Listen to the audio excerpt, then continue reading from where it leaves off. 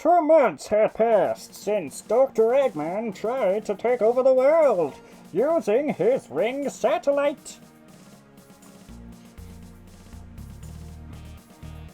As it was about to drain the rings away from the planet, Sonic burst into the satellite, and for what he thought would be the last time, defeated Dr. Eggman. What Sonic, Tails, and Knuckles had not anticipated was that Eggman would return, bringing an all-new threat.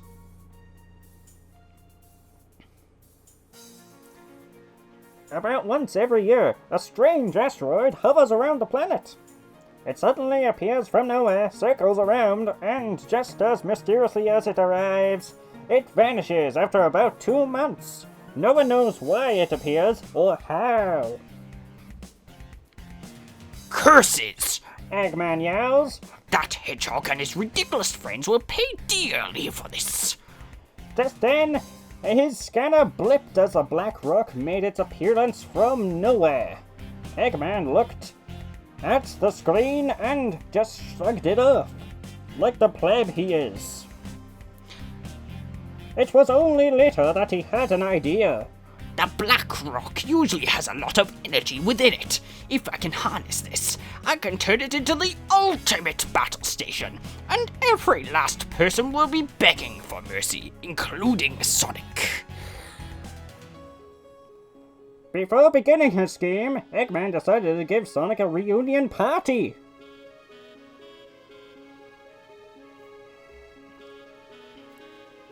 Dot dot dot. We're ready to fire in 15 seconds. The robot said, his voice crackling a little down the comm link. Good!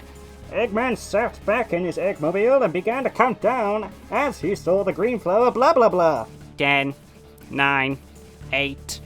Meanwhile, Sonic was tearing across the zones. Everything became a blur as he ran around loops, skimmed over water, and catapulted himself off rocks with his phenomenal speed. 6, 5, 4. Sonic knew he was getting closer to the city and pushed himself harder. Finally, the city appeared into the horizon. 3, 2, 1, 0. Greenflower City was gone. Sonic arrived just in time to see what little of the ruins were left. Everyone and everything in the city had been obliterated. You're not quite as dead as we thought, huh? Are you gonna tell us your plan as usual, or will I have to work it out or something? We'll see. Let's give you a quick warm-up, Sonic. Get his sins. Open fire. Eggman took this as his cue and blasted off, leaving Sonic and Tails behind. Tails looked at the ruins of the Greenflower City with a grim face, and he sighed. Now what do we do? He asked.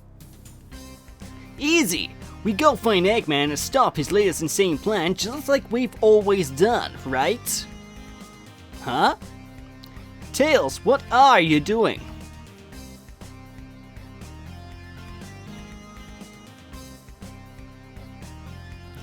I'm just finding what's missing. What mission object? Aha! Here it is. This will only give us the robot's primary objective. It says, locate and retrieve Chaos Emeralds. Closest location, Greenflower Zone. Alright then. Let's go!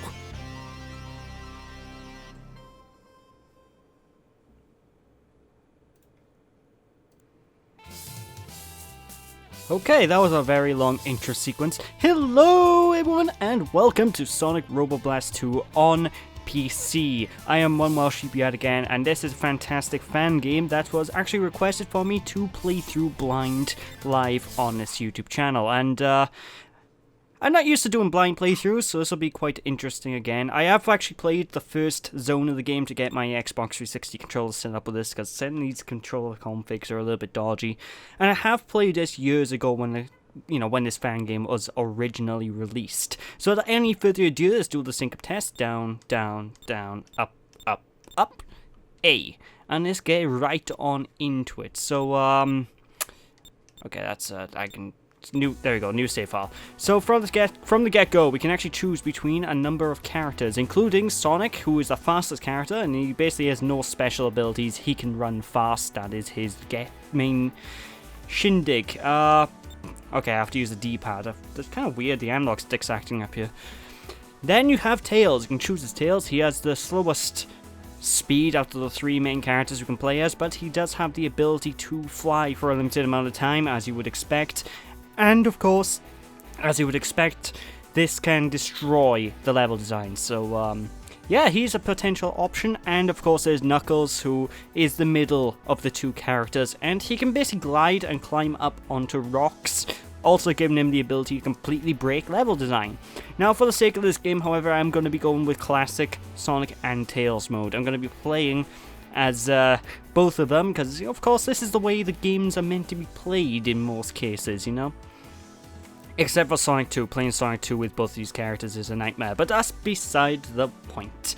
So yeah, let's get on into the game, and as you can tell, this is basically a game based on the Doom game engine, if I recall correctly, where you can run, you can jump, you can do all the usual sort of things you come to expect. And the level design is actually kind of reminiscent of Sonic Adventure in terms of how it's all laid out. It's very open, there's tons of multiple routes you can go through. And the controls, I'll be honest, are a little bit finicky. They are really finicky to get used to, but when you get used to them, you can do some pretty amazing things. You can skip through areas, you can go as fast as, well, you would expect. It is a Sonic game. And it kind of gives me Sonic Extreme flashbacks in terms of the way a lot of these sprites are handled. Like, I think these sprites are directly just, the art style on these sprites are basically taken directly out of Extreme's art style, which I could be wrong about. I don't know too much information about this game, folks. Like I said, all I've played of it is this first zone, a bit of the second zone, and that's that. And that's just to get everything working properly. But yeah, we do need to collect the Chaos Emeralds. We need to stop Dr. Eggman on his schemes yet again, and one thing I want to be perfectly honest about from the get-go, the soundtrack in this is absolutely amazing. Like, there seems to be a thing when it comes to a lot of Sonic games, even fan-made ones. The soundtracks are almost always phenomenal to listen to. I don't know, a lot of people tend to have good ways of making Sonic music. I don't know, basically, I like the soundtrack out of what I've heard of it so far, so it's kind of neat, But first things first, we do want to go around here, because if I recall correctly, yes, there it is. That is a Chaos Emerald token. There are a couple of these in a number of zones. I don't know how many there are in the game. And if we collect one, ouch. That was a bit of a dick move. If we collect each of them in each of these stages, we will have access to the special stages where we have a chance to play to get hold of a Chaos Emerald, which of course, you know what happens when you get a Chaos Emerald. You get Supersonic, all that usual shindig will occur. At least I'm assuming you get Supersonic. I don't know.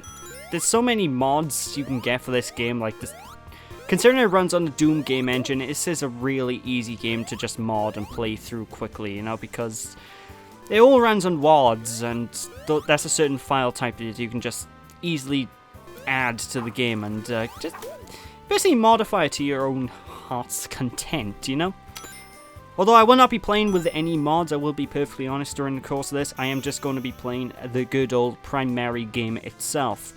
And I still think this game's getting updated to this day, so there may even be things that, if I cover something, and there's a chance it may not be in a later version, I still think this game gets updated all the time. I could be wrong with that, but considering the last time I played this years ago, these special stages weren't even in the game, It's quite amazing to think that there's new stuff coming out for it. And if it isn't new stuff from the developers, there's plenty of modded stuff. But anyway, these are the special stages. What we need to do, we need to collect the blue spheres and just teleport around the area as Supersonic. Now, as you can guess, this is basically Nights into Dreams. The gameplay of this is identical to Nights into Dreams, which is actually a fantastic Sega game for those of you who may not have played it. And of course, the goal is exactly the same as it is in Nights into Dreams. You grab as many things as possible, collect enough. You'll know if you have enough because the icon indicator at the top left of the screen will turn red. And just go to a capsule at the end, in which case you're able to blow up the capsule, grab the Chaos Emerald, and then head on off to the main pedestal to collect it. Very easy, very, very fun and addictive gameplay. I love going through this thing. And obviously I'm going to do my best to try and look for these emeralds, but because after the first zone I'll be playing this blind, I honestly have no idea where I'll be able to locate a lot of these, so I'm not going to guarantee that I'll be able to get all the Chaos Emeralds. I'm just going to be honest about that right away, and oh my god, it's so fast. Like, you can get so much speed in this, it's ridiculous. Honestly, I'd love Sega to have another crack at making a game of the style, you know, the adventure style sort of open level design, but also semi-linear, so you know where you're made to be going, type of thing.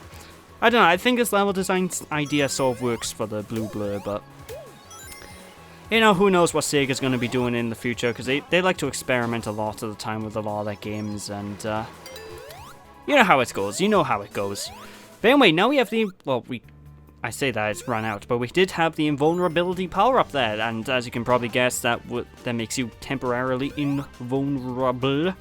Alright, is it down here? I'm trying to remember the right way to go for this next emerald piece. Oh yeah, and of course we can go underwater, which is really weird for me to do so in 3D, because, yeah, there's an emerald there. Because I'm not really used to underwater in 3D Sonic games, because it's so rare that it actually happens. I mean, I guess it's been happening a little bit more recently, but even then, he hasn't really gone full exploration under the sea, you know? I mean, Sebastian would be having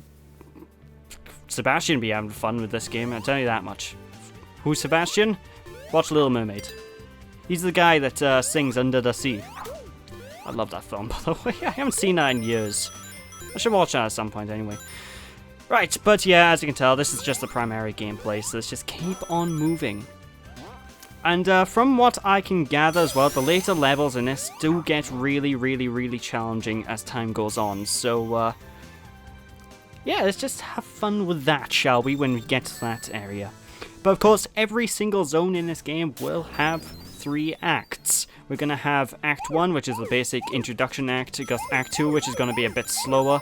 Get Act 3, then, which is the boss fight. And of course, now we actually got a neat little preview to the second zone of the game, if I recall. Yeah, this is a lot like the second zone of the game. You'll see, I think each of the Chaos Emeralds are based off each of the zones. So, if I'm able to get a Chaos Emerald every chance I get, we'll probably get to see previews to like later zones that we're going to be traversing across, you know? Whoa, this is going too fast. Calm down, Sonic. I know you're super and all, but calm down with that superness, please. Actually, there's something I should talk about. If you look at the bottom of the screen, bottom left of the screen, there is a boost bar. We can use the jump button in order to activate the boost. We gain more boosts as we go through each of these rings, and for each ring we go through as well, we get an extra combo. What's the combo do? It gives you more points. What do the points do? As far as I can tell, absolutely nothing. So you can, if you're playing this along with me, feel free to try and beat my points. But I'm not going for points anyway, so it shouldn't be too hard a job. But I digress. There we go, it's the Chaos Emerald. It's the purple one. You know, some of these Chaos Emeralds, they look a lot like, I'm trying to think of the words now, the things they look like, lollipops. They look like type lollipops you can buy in a shop, don't they? I mean, look at that thing. It looks delicious. Just want to stuff it in my mouth. But anyway, with that, there we go, F rank. So you do get a ranking depending on how many points you get. Either way, that's the second Chaos Emerald done and dusted. And of course, we got another continue. Now the continues, I'm assuming, are basically... Oh my god, lasers!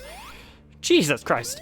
Right, those continues, I assume, will just be extra players if we die at any point, so... yeah, I'm gonna try not to die. Anyway, the camera is a bit of a pain in this game, I will be honest, so... a lot of instances, like right now with the boss fights, I'm probably gonna see myself really, really struggling to just get just to hit him properly with the camera. And the homing attack doesn't really so much work like a homing attack on this one. It's more like a really, really quick jump dash. So it doesn't actually home in onto enemies, which is a little bit disheartening considering the gameplay style. It basically makes me know exactly why they added the homing attack in Adventure as a full-blown power in the first place. Actually, there's a question. I wonder if they're going like homing attack shields in this one, like in Sonic 3D, to give me the homing attack power. That would be handy if they do, because it's so annoying not being able to see. Oh god, oh god, oh god, oh god, I don't like this. I'm running low on rings. It's just annoying not being able to directly go to an enemy and get a homing attack off and hit them easily, you know? There's a lot of precision required, and I'm not good at precision. Come on down, will you? You're a fiend, Eggman. There we go, that's how it's done. Hey, I beat him, did I? Awesome. You suck, Eggman. Alright. Boop. Not bad, not bad. First boss done and dusted.